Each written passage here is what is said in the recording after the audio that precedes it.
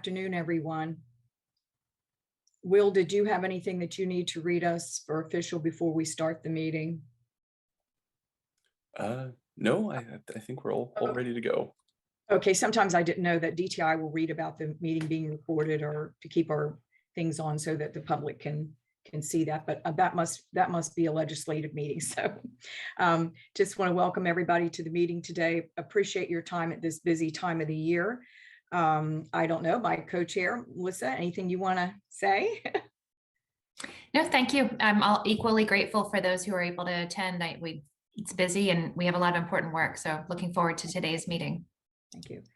And let's go through some member introductions. I think we're right at quorum. I think we have half of the members of the subcommittee that are here. And so let's just go and for the record, if we all state who's here, we'll do introductions. So obviously Melissa and I are here. Who else is joining us? I'm Sue Getman. I'm from Mid-County Senior Center.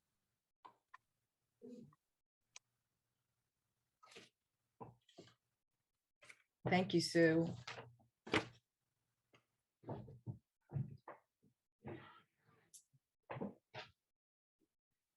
And who besides Sue is with us?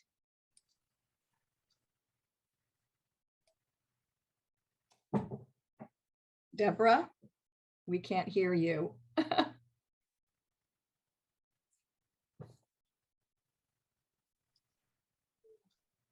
Can you hear me now? Yes. Okay.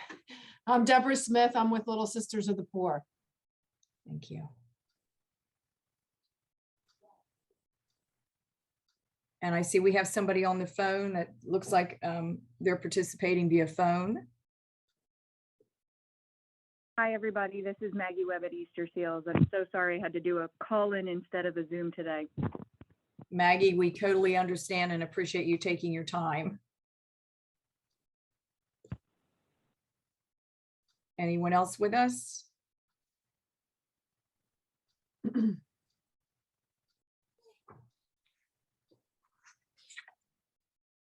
I will go right ahead then and jump in. We had a full committee meeting. I believe it was November the 22nd, and just wanted to give you a little bit of update for that. As we expected, many of the subcommittee groups sort of overlapped on some issues.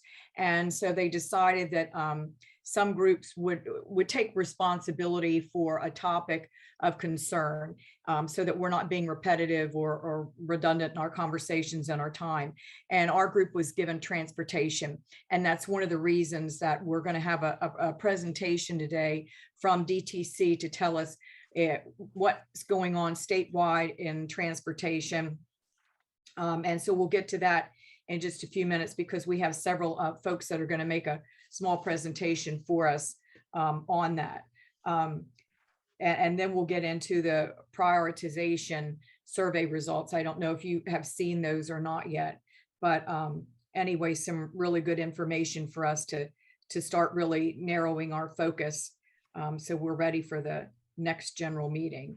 But if there are no other questions, I think we have some of the DTC folks on the line here ready to make a presentation. So I think that Melissa, if you agree with me, we'll move right into the presentation about what's going on with transportation with a particular focus on senior transportation.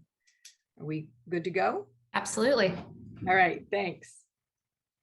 Good afternoon. Can everyone hear me okay, or am I blasting your ears? Perfectly fine. Thank you for the opportunity for us to be able to share some DART information with you. I'm Marcella Brainerd and I am the mobility manager. I oversee programs that are outside of our fixed route paratransit services, which are our core businesses. With me today, I have Tramika Cherry, and she is one of our service planners, and Lori Yeager, our paratransit support services manager. I think between the three of us, we would be able to give you an overview and be able to answer any questions you have, and if not, be able to direct them to the appropriate people. We certainly recognize the importance of aging in place as our community ages. Today we have a presentation with a general overview of DART's program and services, and we thought we would have Trey review the slides, and then Lori and I will be available for any questions along with Trey. And if we don't have anything else to join us today, we'll just have Trey start, if you don't mind. It's fine.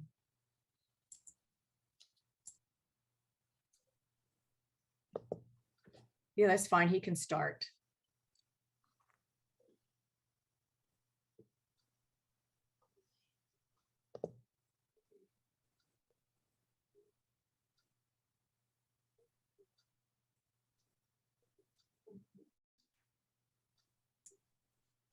Trey, are you there?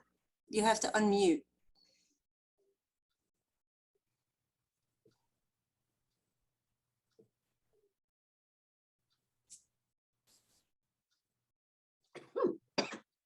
Bless you. Sorry about that. Hello, everyone. Thank you, Marcella, for the introduction. Again, my name is Trey Mika Cherry Wall, and I am a planner with my primary focus area is Kent and Sussex County. Today, we just want to give you an overview of the services we provide from DTC. We do have a presentation. Is it possible? Marcella, can you share your screen?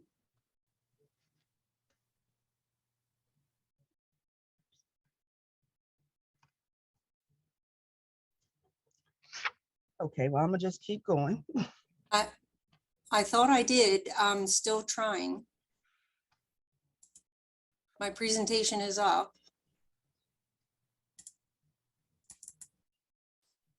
Okay, There there we it go. is. Okay. Just right quick. Okay. So go to the next slide.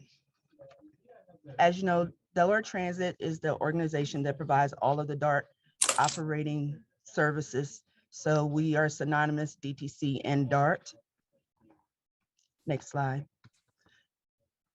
And DART has over 1,000 employees. We have over 500 vehicles in our fleet. We do more than 4 million passenger trips. We did that in FY21. Our operating budget is 1.27 million, and we're doing this with 3 different unions. We operate out of 2 different administrative offices, one in Wilmington and one in Dover. And then we have 6 maintenance facilities throughout the state, and we operate 362 days of the year. We just don't operate on Thanksgiving, Christmas, and New Year's Day. So our services are fixed route services, intercounty, our commuter rail, our microtransit, and our paratransit as far as our transit goes. Our fixed route service, we actually have 59 services, 59 routes. 34 of them are in Newcastle, 10 in Kent, 10 in Sussex, including our 1 flex route, as well as our beach buses. And then we have our intercounty routes, with one of them being our seasonal 305 as well.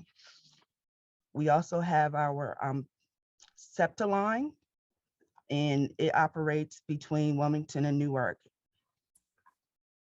Okay, I just want to give you a snapshot of our ridership. As you can see from this graph, our ridership has evolved over the last few years, and from the golden brownish color line, you can see where our ridership was heavily impacted by COVID. And then the red line shows that our ridership is starting to rebound, but has not yet reached the levels prior to the pandemic. Then we want to talk about our fares. In February of last year, we did restructure our fares. We went from a 7 zone down to 3, and we're using our county boundaries as our zones. So if you're in Sussex County and you travel just within Sussex County, that's just 1 zone. For our adult fare, is $2 per zone. And if you're eligible for reduced fare, it would be 80 cents per zone, per trip. Then I would like to talk about our microtransit. This is one of the newest services in our fleet. It launched in April of 2021, and it's the first on-demand service in the state, and we call it DART Connect. This service differs from traditional transit service because it does not operate on a designated route, and it provides more direct service than a fixed route. It has showed that it improves mobility for workers, veterans, and seniors who are limited in transportation options. It promotes equity, and it establishes DTC as a leader in this area. And it actually supports local and regional economies. So with it, you are able to call ahead and go. So it is still in the pilot process today. And what we are really excited about it because we want to see where we go with it from here.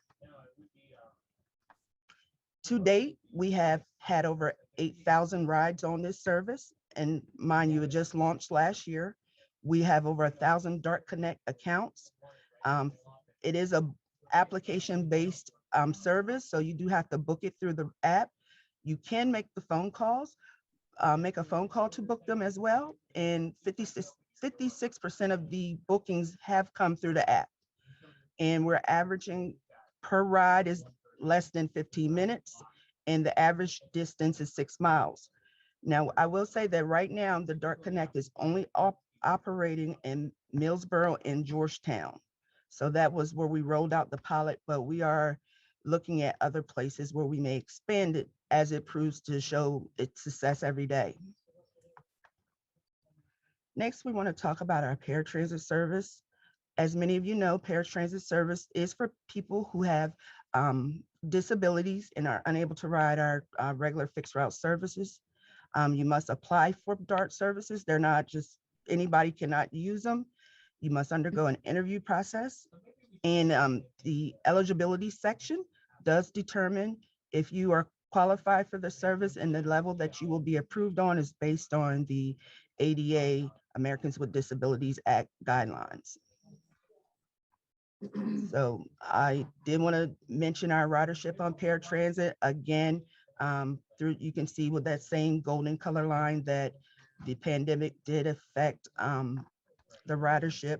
It is rebounding, but it's not back to its pre-pandemic levels, which isn't a bad thing because paratransit is much more expensive than fixed route. So I mentioned COVID a few times, and we did want to let you know that right now our fixed route service is down 40%. The paratransit is down 35%, and the SEPTA service is down 73%. That's a big impact on what we do. But we do want to highlight some of the ongoing efforts that we have. We are making sure all of our drivers have the proper protective equipment, and if necessary, they are equipped to give out facial coverings for our riders. As you know, facial covers are required on all buses. We do have hand sanitizers, and we have barriers for the drivers. We also doing COVID testing and vaccinations for our employees. And our buses are being cleaned multiple times throughout the day. And we are encouraging people to use our DART Pass as a way to help with social distancing and contactless payments. And then we want to talk about our mobility section, and they have programs outside of the transit service.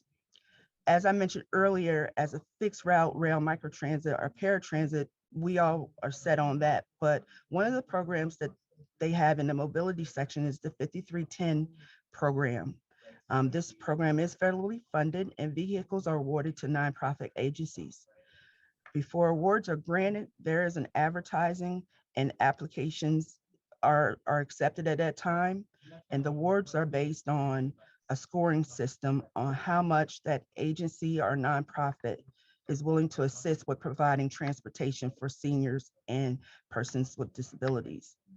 The agency does not have to submit a report of use, does have to support a report so the DTC can be in compliance with FTA about the vehicle's lifespan. Another program under our mobility section is Delaware Commute Solutions. It's formerly known as our rideshare. And this program does car recording in matching. progress. does carpool matching for any Delaware worker. So if you work anywhere in Delaware, this service is available.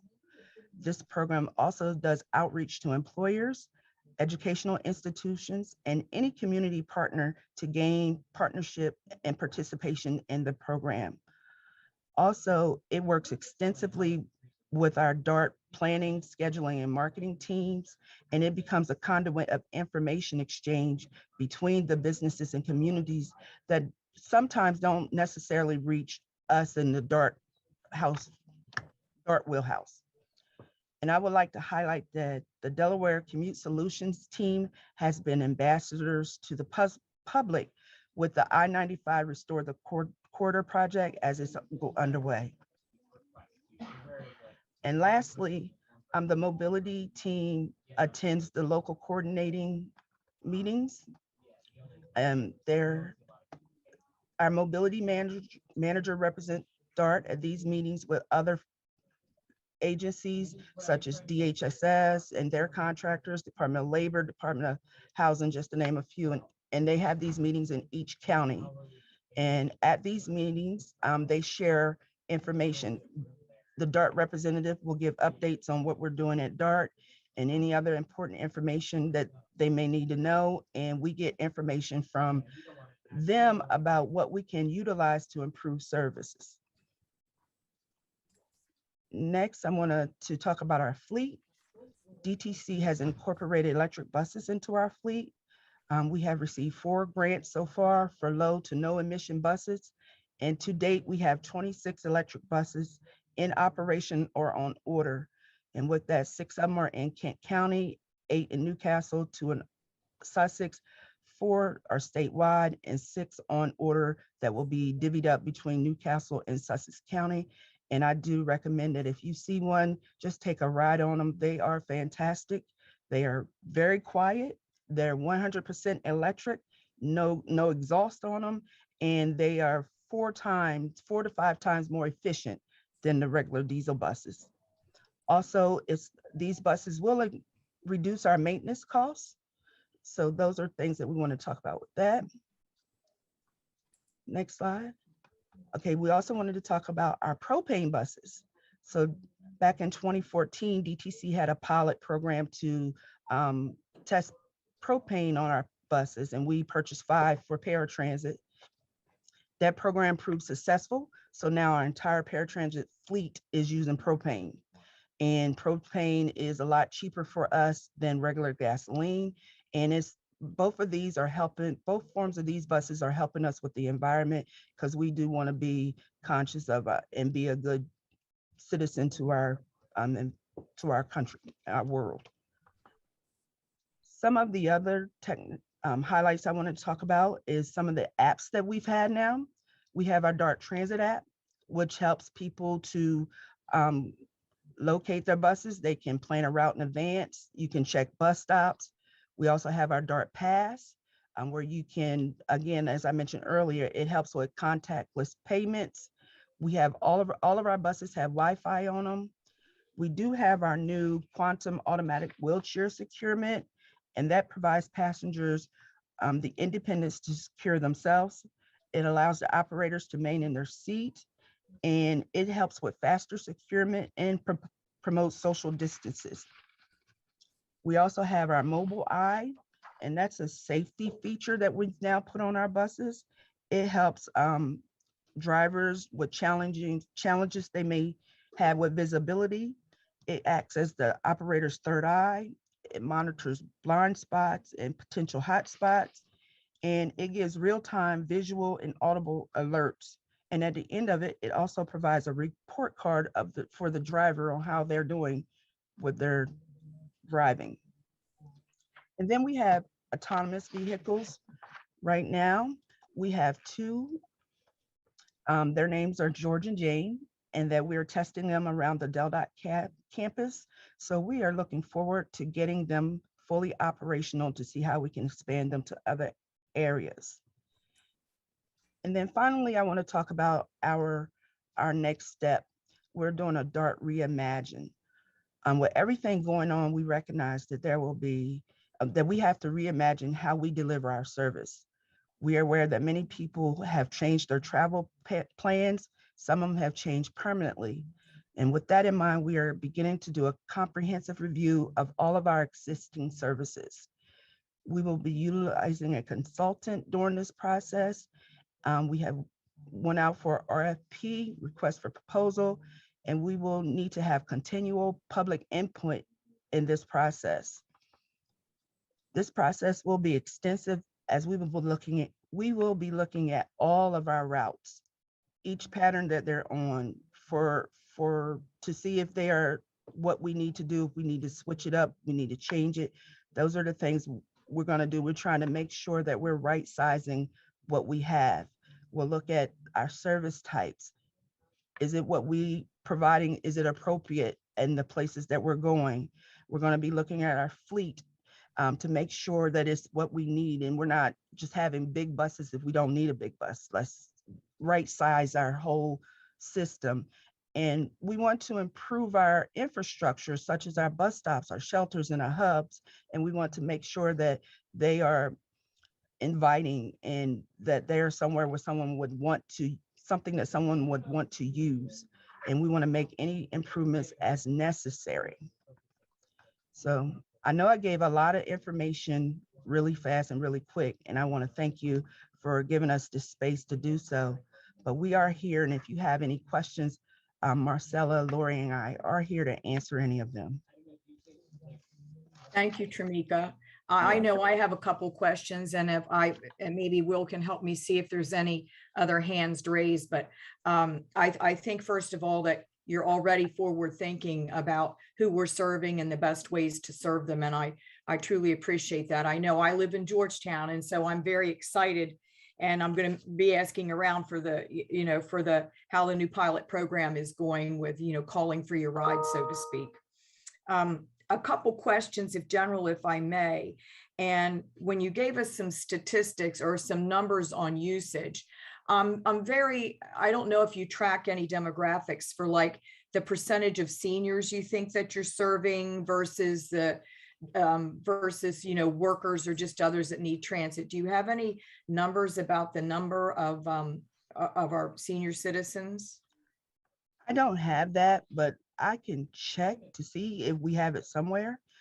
We may be able to, I don't know if we can just have a segment for just seniors. We might could look at something as far as reduced fare, which we could track to see who's using that type of payment. That is for people who are 65 and over, or someone with a disability can use reduced fare. And that would be awesome, because that's part of our charges, not just seniors, but for those with some physical disabilities as well.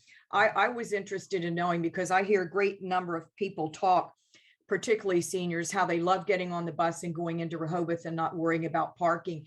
And so I didn't know if you had, when you look at your different routes, whether it be in Sussex, Kent, or wherever, where some of the concentration for usage, where does it seem our people need to go, where they're being picked up and where they're going? Do we have any, obviously it's probably where you have more routes than others, but is there anything for us to consider with that? Like, is there a lot more rides coming from a 55 plus community, or I'm just curious about that too.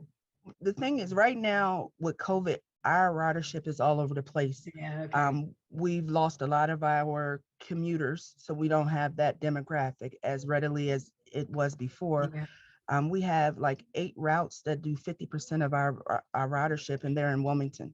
So that's a little disheartening for me, being a kid and Sussex planner, but it's a little bit varied right now. So where people used to go into like a business district, they're not doing that anymore. People used to do a lot of trips to like malls and things of that sort. They're not doing those anymore. So the ridership is kind of all over the place, and there's no real attractor of why they're going there. Now, and with our ridership as far as Georgetown, we know that our biggest ridership is going to be going to Purdue. It's going to be going to Mount Air. It's going to be going to Allen's Harem. We know that, but outside of that, we're trying to figure out where is everyone else going. One more question, and when you talked about the mobility to 5310 program, and so I'm assuming that that's where like our not-for-profits, maybe like Easter Seals or others, are getting grants for that. Would that be fair to say? Or who are those, organizations? Are there many of them throughout the state that are in that program? This is Marcella. I So, can okay. comment on that. If I could just follow up on the last question. Since I do work with the 5310 agencies, they also have shut down and are just starting to rev back up for trips. But the biggest responses we had seen in the last few years is the new 5 Points Lewis Park and Ride. A lot of seniors are getting there because they can park free and ride the bus free and access the resort area down at the beach. I just wanted to say that now for 5310, the Federal Transit Administration gives states and different entities funding. And the state of Delaware gets theirs from DelDOT, and then it funnels to DTC DART. So each year we will get right around $1.3 million for the purchase of vehicles. So when we get that allotment, we advertise in the paper and on our website that this money is available for any nonprofit to apply for a vehicle for their center, community center, church, any nonprofit. Veterans organization or so forth. I beg your pardon? Excuse me, like a veterans organization or Home of the As Brave, long- they could do. Yes, as long as it's nonprofit, it definitely qualifies. So the target population that must be served is seniors and those with disabilities. So like a Boys and Girls Club wouldn't be eligible for this 5310 program. But so it's an application process. You just have to say what your intended purpose is for the vehicle, how many trips you think you may take, and that you have insurance. And then say a large community center or senior center is by a 55 and older community, that application would probably get more weight than say a faith-based organization that will only take their congregation on Sundays. So not to say that a church wouldn't get a vehicle, but they wouldn't be chosen for a brand new one. They might be chosen for maybe an older vehicle that someone turned back in that's still serviceable, but that's just how the application process works. So once these senior and community centers and nonprofit agencies get these vehicles, they can take the public, they can take their membership if they have, certain people that come every day, their day program participants, is, they could be trips or weekly standing trips to the grocery store, or they could just be like twice a month to a mall. So I think that's kind of maybe the direction that you might need more information rather than the fixed route, although all our buses are kneeling buses, which are very easy to access for those with mobility ailments. Thank you. Will, I can't see if anyone else has raised their hand or has questions.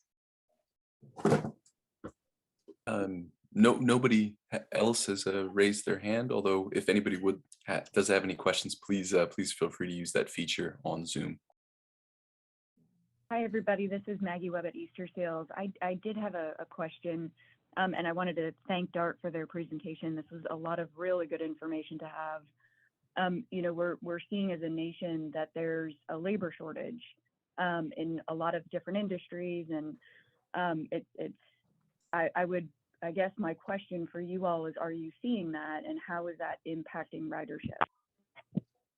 Well, we, not only as an organization, but as an industry, in the last several years have experienced a shortage of CDL drivers, the commercial driver's license, and mechanics. It is a national shortage.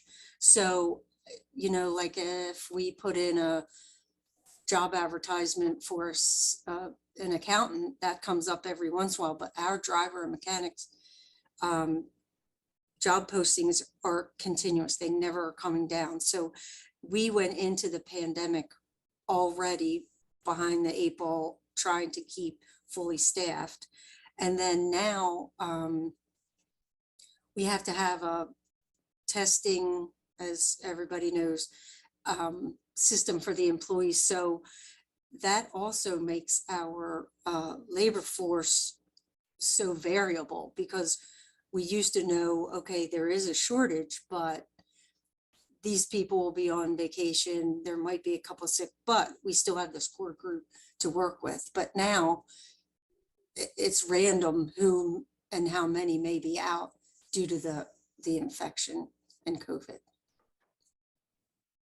Right. And I just want to add that even though we're feeling it ourselves internally, we're also experiencing it on our ridership too, because if that shortage is happening and people don't need to go to the places they've always went to, we're running buses somewhat empty to say.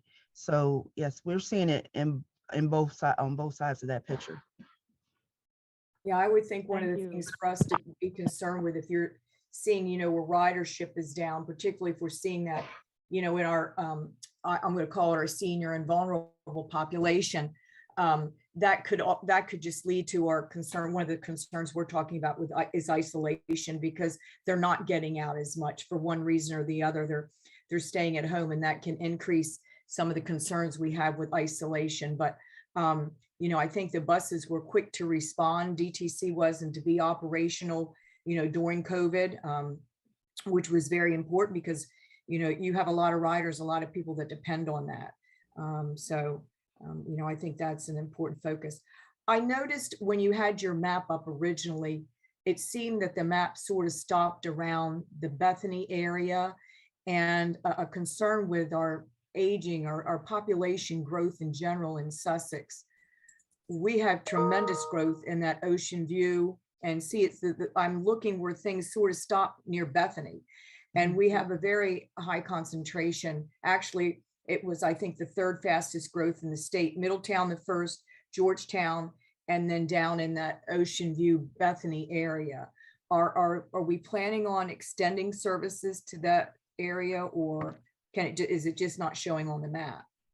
Well, let me tell you this, and I'm glad you mentioned that. We have been in conversations with Ocean View about transit. They're trying to start a pilot, maybe this coming summer, I believe. I don't know if it's going to happen. We've also talked to Millville.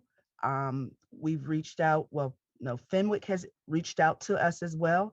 And with all of that in our planning process, we are part of the project development coordination process through DelDOT. So as projects are coming online and we get access to them, we're requesting bus stops and infrastructure in that area, even now, all the way from Sevierville all the way over. So we recognize that that's an untouched area as far as transit is concerned. Thank you, because that will be, as we watch the people that are in migrating, I use that term, from other states, and they're going to try and age in place, and transportation is going to be a huge factor there. So I'm glad. I didn't think it would. I can see it's not in purple yet, but I anticipate that it will be. Thank you very much, Tamika. No problem.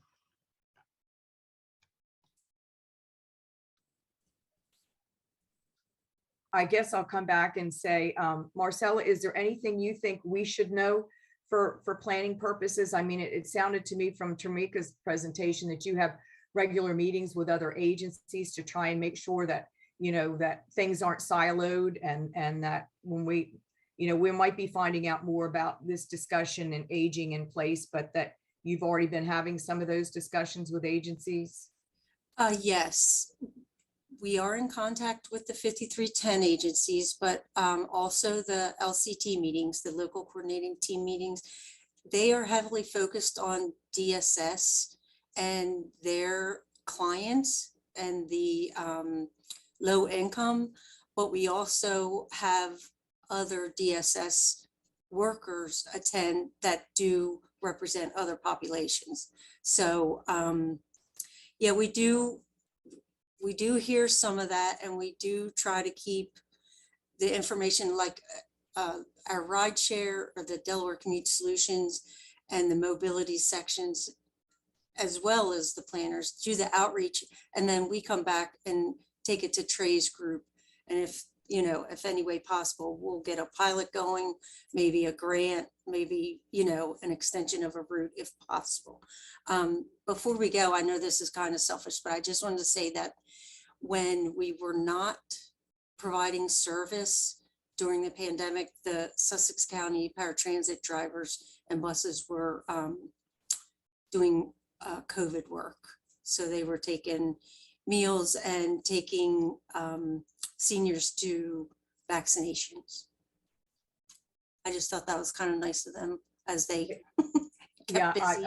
I can, many of them truly, it's not just a job to them, they're truly invested. And I think too, that they probably see a lot of things sometimes and draw attention to maybe other things beside that. They're not just providing a ride in many cases, or they're looking out for other things too, which I think are very important.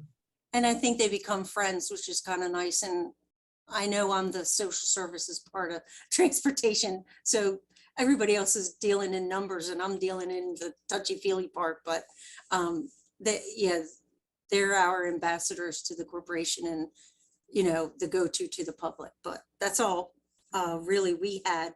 But just wanted to say that you have access to our emails. I think our phone numbers are in the system, and anything we could do in the future, we're available. Thank you. Melissa, did you have anything, or does anybody else have anything to add or ask? I'll just add a comment that it's really uplifting to hear how open you all are to pilots, and it's just such a good opportunity to connect now, so that as we come up with recommendations, we can come back and try some new things out in a pilot format. So just thank you for being open to trying new things and testing different methods out. Absolutely. And again, we are getting ready to redesign and reimagine. So, you know, now is the time. It's like the floor. Right. Awesome. Thank you so much. Okay, well, thank you guys for having us. Yep.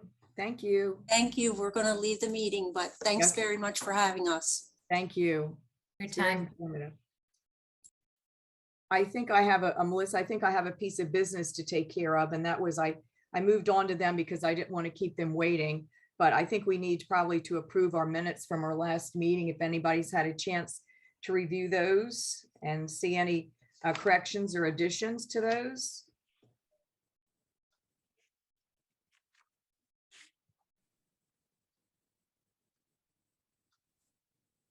If not, I'll hear a motion to approve those minutes from the last meeting. So I'll make a moved. motion. So I heard a so moved in a second. All in favor? Aye. Any opposed? Okay, so the minutes stand. And I do want to give a shout out to our staff, to Caitlin and to Will, who are doing a great job. You know, they sent out the survey for us, and then they have sort of, you know, and reminded us all to do the survey, and then got back to us. And I don't know if you all have had a chance to look at the survey results. I think it was timely that Tried we to had get a hold of her insurance company, but couldn't. So she said she's gonna leave her partner for now. Okay. With that? Yes, I would have her.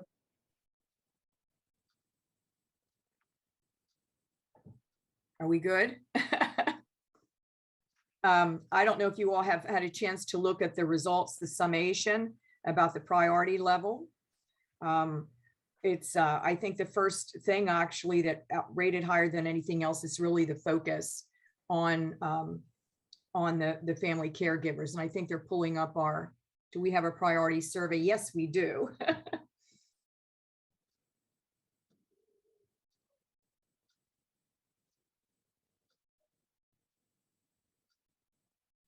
While he's pulling that up, if they're getting that ready for us, if I may share, I've been asking a lot of seniors that call me with different concerns or they see in different places or just others about how things are going and what they need.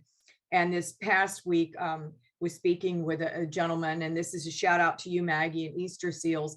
He is handicapped. And I said, well, how are you doing with getting services and different stuff? And he said, he said, I'm really fortunate that I have a family that lives, and my children live in Newcastle County. I retired to this area, but my wife and I make out fine together. I rely a lot on Easter Seals. Because he's talking about either, some caregiver assistance or some other issues. And I said, so tell me what you think you're going to need going forward. And he said, if we lost one or the other, it would be a different situation. In other words, referring back to how that couple can make out well as long as there's the two of them. But when one of them has needs, or maybe they both have some different needs, that loss of that one person will be a detrimental impact to aging in place and to living independently. And so I wanted to, to share that comment, as well as the one recently from going to some gatherings that folks are having now. Cheer is having some of their annual gatherings, and seeing people from throughout the county who have come together to one location, and just talking how happy they are to being able to see people again and to socialize again, and really talking about how isolated they felt. And I don't think it's just COVID that can do that. I think it's other things too. And so once again, hearing though from those families that are caregivers, the kind of support that they need. And so I'm not surprised that came to be a priority level. So not sure how we, what we talk about the family caregivers. And the second comment that I heard a lot was they need help getting in and out of their homes. There's a lot of them that could use, a ramp or some assistance, because they may not be in a wheelchair, but they may have another walking or walkers or different issues, and getting in and out of their house is problematic for them. And I wasn't sure what type of programs we actually had to help seniors. I know I've helped some and had some organizations step in the past, but I don't know if that should be on our list as we're talking about transportation, mobility, and the ability to get around, what they may need for accessibility. So I'll stop there and let Melissa, I've been occupying a lot of the discussion, but maybe go through our priorities that we have. Sure.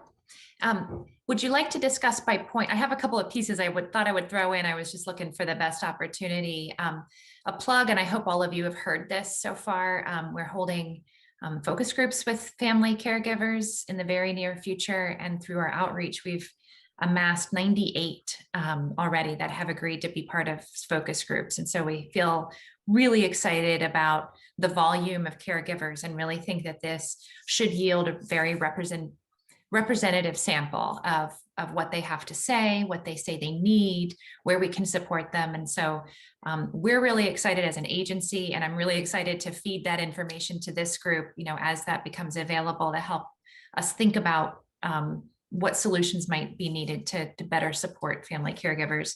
And then secondly, I thought you were going to home modifications just a bit, and to the extent that that's a piece that we want to discuss, it's a program we've tried to, as an agency, breathe a little more life into. And so interested to talk about that if that ends up being a priority for the group.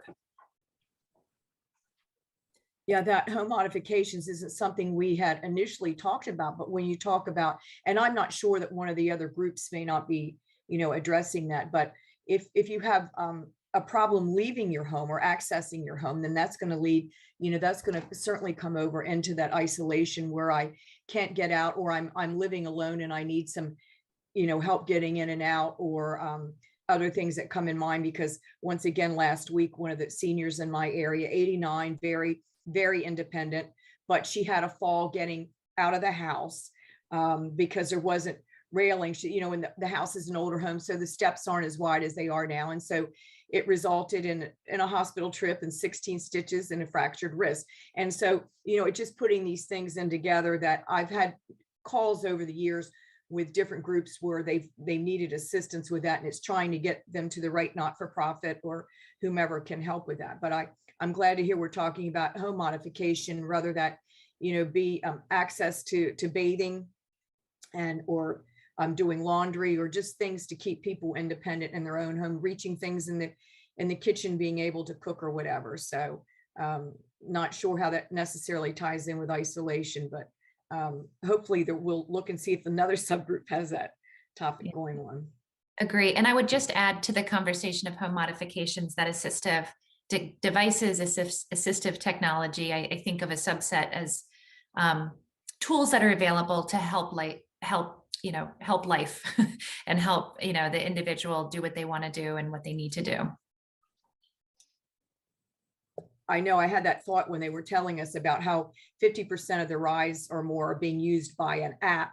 And I'm thinking about those folks I know that might either have a hearing or having a sight disability, or not quite full ability with that. And then also looking at, I've been at plenty of houses where I don't ring the doorbell, where there's something else, a light that goes off, and different things, and how they're getting that support. And while a person may not know which agency does what for them, and how we can do that assessment, or how their physician can tell them these assessments, who is helping them determine that and find out these resources. Because I still think a lot of this comes down to the outreach and information, and then the coordination that goes on. I think so much of what we're talking about just comes back to that, that resource, and how to connect people with the resource.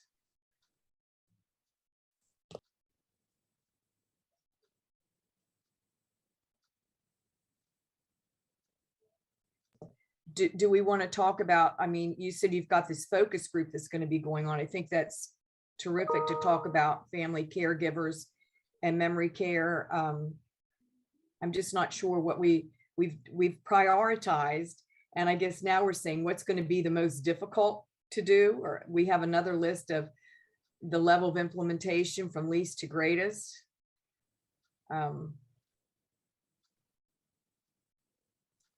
Yeah.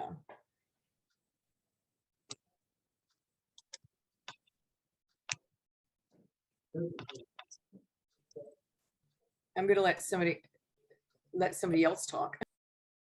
Looks like Sue has her hand up. So Sue, please jump in.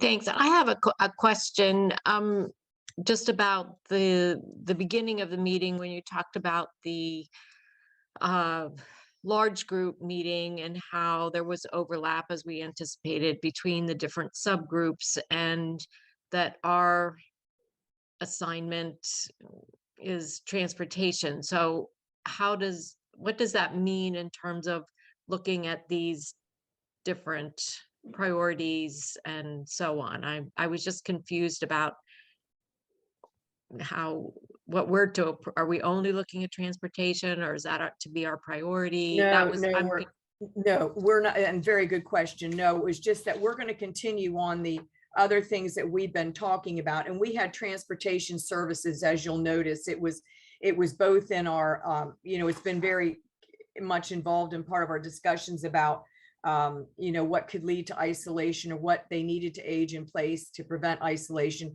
transportation, and the ability to get places, more independently without driving themselves, as well as when we looked at it, it was popping up.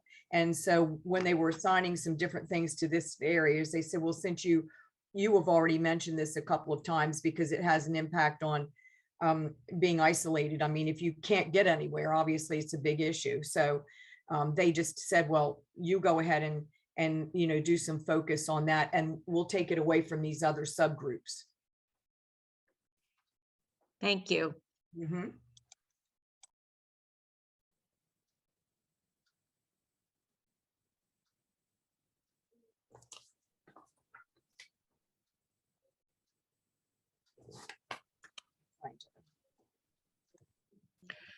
I'll just jump in and just say, when deciding on the priorities, it was hard not to give everything a top priority because they all feed in. And so deciding where we start, I guess, I don't know if it's the level of implementation as we've reviewed it or what, but that was a challenge in completing the survey.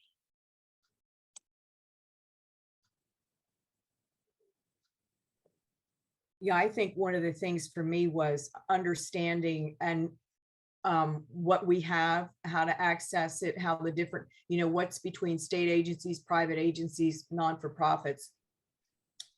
Excuse me. And just knowing what we're doing first so that we all have a really good idea of that. And then the other thing is how to let our public know what we have and what we're doing. Excuse me a minute, I'm sorry.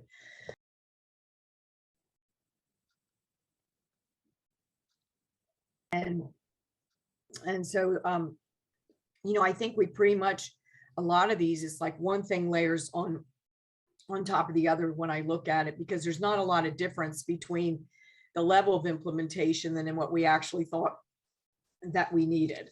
I guess we could call on maybe Melissa and say,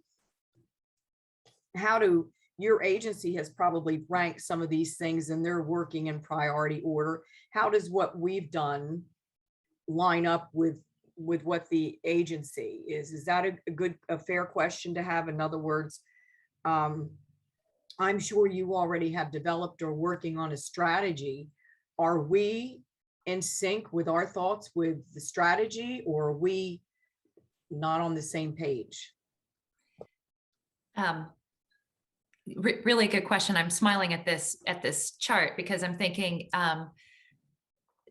to a large extent, the things that are most important to us are also perceived most difficult to attain. So we've got our work cut out for us.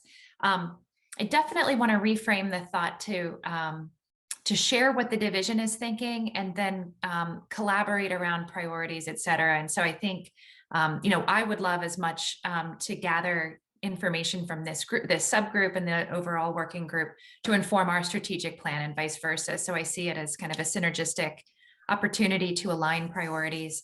I will say that some of the work we're doing is very much aligned to this concept in general, which is how can we get away from supporting those essential, almost medical needs in the home to really supporting seniors, older Delawareans, younger, older Delawareans to really adopt lifestyles that are going to help them age in place. And so we're really looking at how we can realign and make available more funding to really provide more services that are going to support individuals in their communities of choice and homes. And so to that end, that's why we're putting a lot of effort towards family caregivers. How can we support them, knowing that they're probably the single most critical aspect of aging in place. And so I think hopefully to answer your question a little more succinctly, Representative, is maybe we could present a summary, I guess, of status of where we are, what the service is, if it exists, identify, we would be happy to do this as an agency, identify areas that we're already working on for improvement, growth, expansion, et cetera, challenges in that growth, just kind of the summary of the status of where we are for some of these things. So then we can compare notes on where are we all collectively headed for family caregivers. And then what do we, hopefully also informed by that focus group, where do we then see how we can leverage the collective powers of this group to make some progress on those goals? I hope that makes sense. For instance, one of the things that was second on our list of priority was about memory care and family caregivers. And when I think about memory care, I really think about, the UD and the College of Lifelong Learning and different things that are going on. And Delaware Tech also did a wonderful job and used to have programs and that kind of stuff, because, as well as in our area, we're seeing many more, whether it be pickleball or walking or bicycling, many more other things are propping up as well. And I just, thinking about this, how to engage on this memory care and family caregivers earlier. And I was thinking this morning about it's time to have the talk, as coming from when parents have younger kids, they're all dreading that talk. And let's turn it around. And it's time to have that talk for the children, have that talk with their adult parents. I'll share just a little story, if I may. A few years ago, and I chuckled because I was dealing with my mother at the time, who I was her primary caregiver for over 9 years, as she had advanced through different stages of dementia and Alzheimer's. And More Magazine had an article out, and the article was talking about your parents and checking in with them. And there were two sisters, one who lived in Florida and the other California. And the Florida was a writer, freelance writer. And she talked back to their childhood, how their parents did not get along. They fought furiously all the time. And the daughters figured they only stayed together for the girls. So they drew straws, and the short straw went to the sister in Florida. She went up to visit the parents, and she had told them that she was coming. And so when she arrived, she said she couldn't believe how they were functioning as a team. They weren't arguing. One couldn't find this, the other helped finish the sentence. And it was wonderful. She said, I went over their finances with them. I went over everything. I was thinking this was a great visit. And she said, I was on my way to the bedroom that night, and I heard my mother say to my father, she seems like a nice person. Do you know who she is? He said, no, I don't have a clue. She said, I called my sister and said, oh my God, it's worse than we thought. They don't even know who I am. They let a complete stranger in the house. I talked about their finances, went over stuff with them. She said, I'm here, and they don't even know who I am. And it was like, you have to get on the next flight to, I think it was Boston. And so just reminded of that, how they were dependent on each other now, but together they could function and take care of physical needs, but they were so vulnerable and had no idea at all. And I think that's one of the biggest things that we have, is how to get this generation, that they still have kids at home and their parents are out there, and they may not be engaged. They don't want to be, but and that's the question to ask. Do you plan on being engaged, or how, I don't know, you all the professionals, but I'm just thinking, how do we reach this group that is probably going to have to make an important decision about a lot of things at some time? How do we get them to be aware and engaged in what's coming for them personally when they get older, as well as that parent as it ages? I'm not certain, and I think when we talk about memory care and family caregivers, that just sort of rolls into that big ball.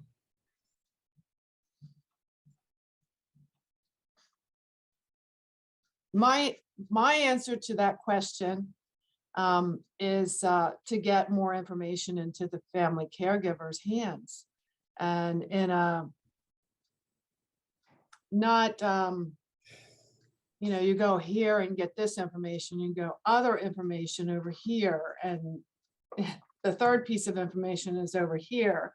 Needs to be something that similar to the book that the state of Delaware used to print, services for older adults. It was a nice thing. It was all in one spot at that time. Jump in and say, we still do. I'll be happy to bring a box to you if you're looking for it. Yeah, that's great. And now I would appreciate I would like a box, because when I go out to some of the different centers or have different meetings, I'd have them available, or at least say, if you don't want this, it's online or what have you. We'll make it happen. Thank you. Because I used to give it to my staffers to reference as well. It really helped them connect people in agencies and stuff. It helps someone go directly to the source that they're looking for, instead of surfing the web trying to find what they're looking for, which takes a lot of time, which caregivers don't really have much of, especially when they're taking care of their children and they're taking care of their parents. Right. I know the state has, through the ADRC, has outreach, I'm not sure the right title, but outreach workers or navigators, but not everyone starts at the state. They don't think of the state as a resource when they're in a caregiving crisis, or they're starting to have a concern. They talk to their friends, they talk to I know Senator Manzavinos. That's he has told me how often people talk to him wanting answers. So I think having community navigators, if you will, in the true community, not just and maybe partnering with the state, but not necessarily a state employee, just because it's, so if it's not a senior center, maybe it's a faith community, or maybe it's a community center, or it's the Y, or we've talked before about healthcare, the healthcare system, and having people there that can start the process. Because the book is great, but I know we have the guide here and we give it to people, but it's really helpful if they have somebody to sit down with them and say, these are some options you might want to try. So I think it's the resource and the person, and somehow having that available. My opinion on what you just talked about is that it would I would personally find it beneficial if, because you're going to a lot of doctor's appointments, is that the doctors could have some sort of information, at least to start your journey on, at least, but especially the internists that are dealing with the senior population, to be educated that way as to what services are available. And I would say in my area that where we have, in all areas, we have such a shortage of physicians in themselves and different ones in practices. And many of them haven't, they don't specialize in geriatric services, just like they, with women's services and different needs. And sometimes it's very hard. I know, having been that caregiver, that it was hard sometimes to get that right information, or for them to have the person on staff that could give the time and do that. Luckily, I had the time to do the things behind the scenes that needed to be done. I have a very, I don't know this because I like to think on different terms. When we look at our list of things that need to be done, our priorities, and then our least to the greatest, I guess a question comes back is, which is the real issue? Is it that there isn't money to make the kind of investment that we need to do some of the things that need to be done for seniors? Or is it lack of something else? I'm just trying to say, if we were to emphasize, is it legislation? Is it money? Is it services that have nothing to do with either of the two? If we're going to say we're going to prioritize, then what would be the ask? What would be the need, to get the message out, to do what we need to do to connect with family caregivers, or what do we need to do for affordable and accessible housing? I'm just trying to think here is, if you want to fix something, what's the obstacle that we need to overcome to do that?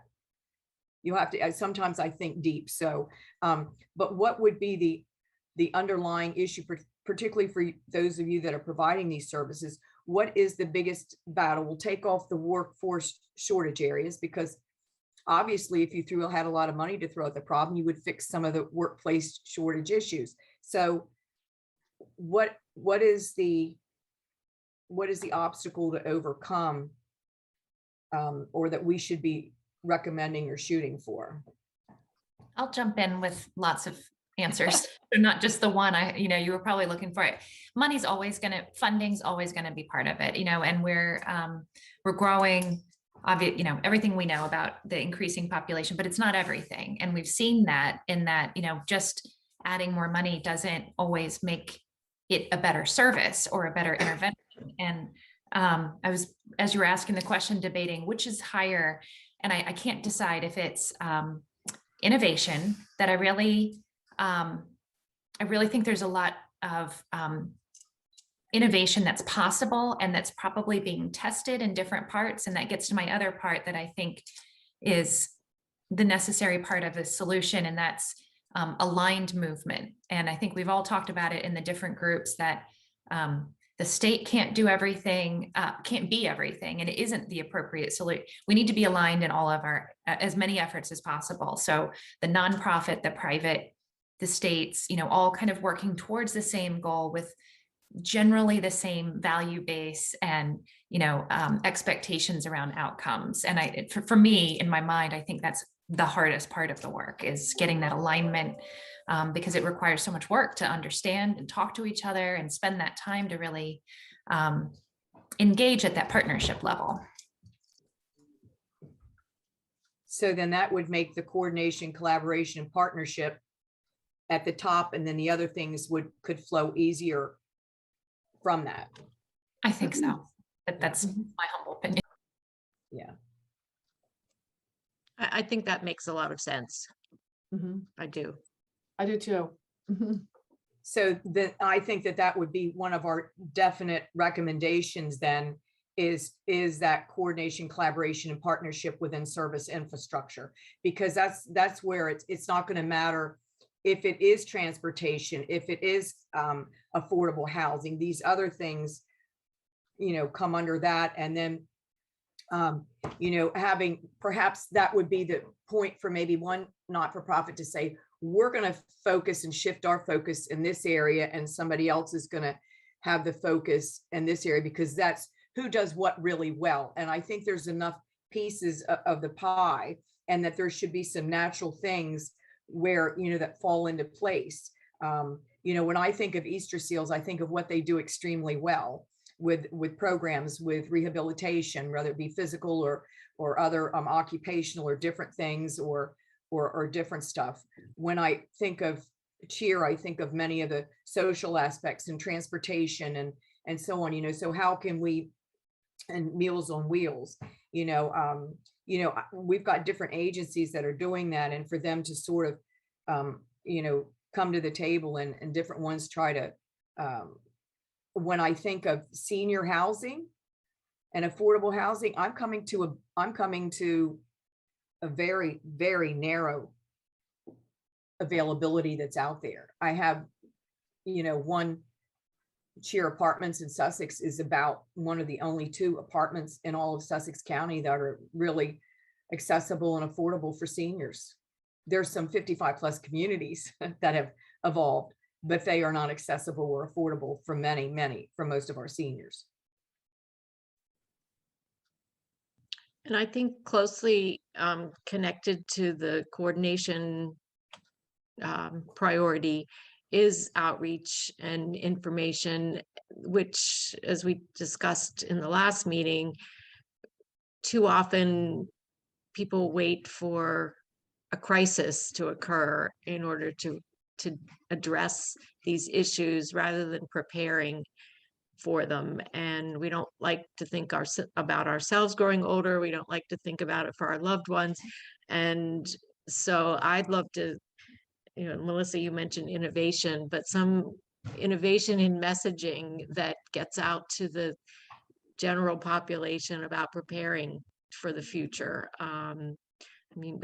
We tend to have our heads in the sand about a lot of issues, as just look at climate change, the topic of climate change. And but this is, I think, also an area where we've ignored it for too long, and now it's a crisis in long-term care. And so we have to start thinking about it. So that some innovative way, maybe getting some of our students involved. I know there are a lot of things at the University of Delaware and some of the other institutions where students are involved in planning advocacy campaigns and marketing campaigns. I mean, maybe this would be a great project for them to work on, is how to get people to think about aging as a good thing, but yet you have to be prepared for it.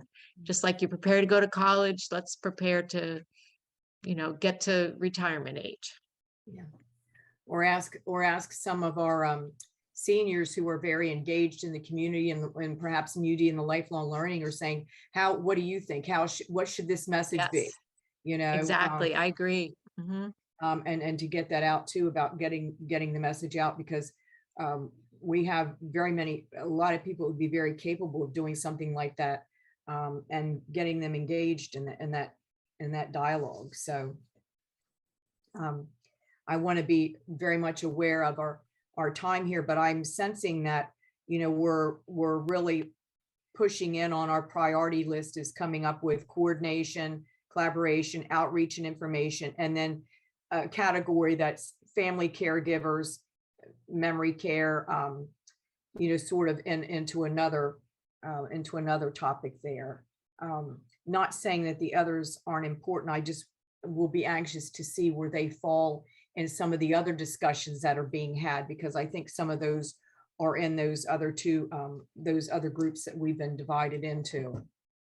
I will say that the concept of changing the tune on ageism and really making an effort to change the conversation and the perception, and we're fighting culture here, but to do what we can as part of that outreach. So that was part of the social determinant. So I think there's some synergy there too. Not that it's a crossover issue, but just that I think we're all accepting and kind of acknowledging that we need to change the way we think and talk about aging and the negative connotation that kind of comes with accessing services, asking for help, et cetera, to really get at successful interventions that will help individuals stay in their homes. We need to make it a normal good thing to ask for help and to access services if you're the caregiver or the care recipient, and do so early, that it's expected in a good, positive thing. But we could go on about the ageism language. I think you're right, because a friend called me this morning and she was saying, I just can't believe how tired I am about, she was a babysitter yesterday for 2 of her grandchildren and something else. And I said, well, the mind is ready, willing, and able, but the body is slowing. It's a natural process here. And so there's nothing wrong with you. It's just that, read another book on aging or something like that. I was joking, but I really think it's something that none of us have really been taught or understand the natural changes that are occurring, or natural stages, because it seems that all of it, these things are happening throughout your life. And then once you hit a certain age, it's just like, okay, I'm an old person now, but, joking there. But I do think as we have a tendency to live longer, have better health, and different things occurring, we're seeing some more of these things with memory care, with needing dementia friendly, because face it, 20 or 30 years ago, people weren't living that long. So physically, they're able to have, a longer lifespan, but we're seeing the other impacts that go with that, whether that be financial impacts from maybe they retired too early and they didn't financially plan, or maybe, they've got some memory, or they've got some of these other issues now that they really didn't anticipate. And looking for that help, or understanding what's happening to me. When you're young and you're going through, there's all these books about what to expect and what's happening as you age. And then you get to a certain age and it's just sort of like, you have to hunt to find that good information. I think people were thirsty for it. I think some of them just, it's that denial. It's that denial thing to get through. So, I guess maybe we should open it up for some public comment before we come up for what our next plan is going to be, because we certainly want to hear from the public. That's, if they've been listening, they might have some comments or suggestions for us to consider. Your thoughts, Melissa? Is that a good idea? Yes, absolutely. I was just checking. We do have attendees, so we can, Yep. That's a good idea. Yeah. So will if Caitlin, if you want to help us manage that, Yeah, if you'd like to make public comment, please use the raised hand feature on Zoom, and then you'll be given permission to unmute. Thanks.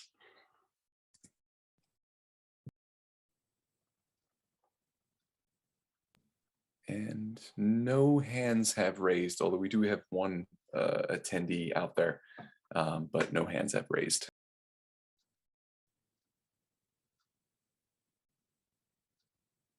I want to say that hopefully for our next meeting, I will have a person that helped develop the independent transport network in Sussex County, and maybe talk a little bit about who's using their services, or to contrast to what we've seen from DTC. It's a relatively new organization that was just getting off the ground when they were really hit with COVID last year.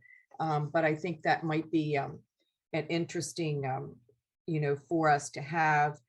I believe, and Will, you may help me, or Melissa, remind me that we were not going to meet again until in January, the whole committee. Am I correct in that recollection? It's my understanding, and Will can edit if that's not true, but I think so, after the holidays. I can confirm. I believe it's going to be towards the second half of January. So I think the thought was to enable the subgroups to, really get rolling through the holidays. I think also, if I can, I was trying to look over some of my notes from the last full meeting, and they said there were some areas that were overlapping. Transportation was one of those, so they gave that to us. Another was familial support, and that went to another group, I think, that was more closely aligned with that subgroup. And one maybe talking about the different subgroup reports. They sort of divided that up a little bit. And so we'll probably hear more at our next meeting from that. And I don't know if I missed any. How about housing? It's such a big one, and I know that probably cropped up in others. I don't remember if that got assigned somewhere else. I think it did, and I can't remember. I was looking through my notes again to see where that one was, and I'm not seeing it, because I think that come under, I had some comments over income and the ability to pay and housing related. So we can ask on that, and maybe Will can check and see if that went anywhere or not. I do know there were. Let me just look back through here.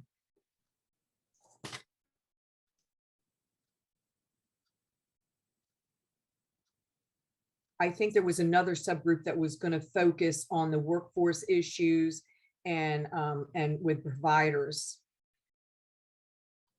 Yeah, so that's what I'm looking at. But anyway, we'll try to get together. If you look at your calendars, and we'll see when we need to meet again. I don't know that we would need to meet again before the next big committee meeting, but we'll certainly write up a report and maybe suggest for us is to focus on the issues that we talked about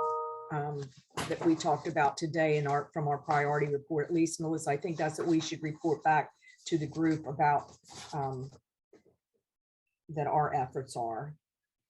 I agree. And I think, the final tweaks we need to make to our priority list could probably be done by email if we don't want to try to cram another meeting in the beginning of January. I agree, because we get very busy, as Will knows, as we all do in January, and then we start to run into JFC. So I think that we can probably write something up about our priorities, and maybe have under our priority, like if we're going to be a strategy, have these would be the objectives or goals in that. And so we could fit some of those nicely, bring it into focus, maybe 3 or 4 of them by looking at our list we have. So, all right. Well, if there's nothing else, I take this opportunity to wish you all a very Merry Christmas and Happy New Year.